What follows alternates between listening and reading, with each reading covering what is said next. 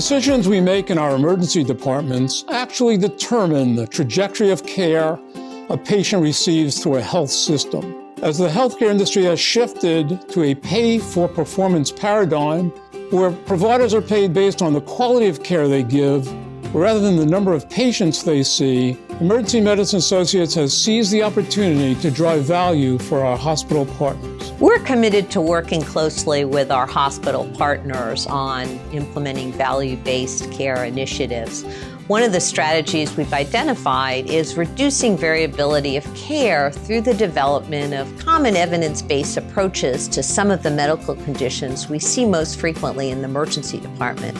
In fact, in June of 2014, we formed a Clinical Operations Council, which is a group of providers whose goal is to improve the quality, consistency, and cost-effectiveness of care being delivered by our clinicians through the utilization of evidence-based medicine. The Council has developed what we call evidence care guidelines for several conditions.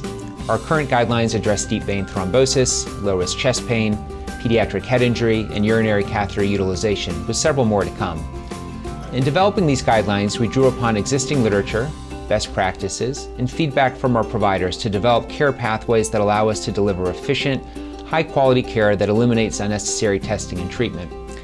For instance, the pediatric head injury pathway allows a provider to identify which patients should receive a head CT scan and which patients can be managed with observation and therefore avoid the radiation associated with a scan. These guidelines are also great tools for shared decision-making with patients. Now we can sit down with a patient, review the guidelines together, and reach a truly informed joint decision. We also make sure that the guidelines produced are actually used by our providers, that they don't simply sit in a computer file or gather dust in a cabinet.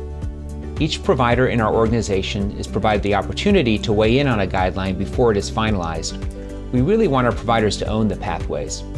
We then require our providers to complete online education related to the guideline. This is followed by chart audits at each site to ensure the guidelines incorporation into our daily practice. I really think this work to ensure an effective implementation distinguishes our efforts to drive value from those of other organizations. EMA is also rolling out value dashboards at each of our sites that will allow providers to track quality and utilization measures. These are so critical to our hospital partners' reimbursement goals. In 2015, we partnered with the Maryland Hospital Association to host a value-based medicine summit in Baltimore. Over 300 hospital administrations from around the regions met with national experts to discuss strategies for driving value from the emergency department. This is precisely the kind of innovation that makes EMA a model for practices around the country.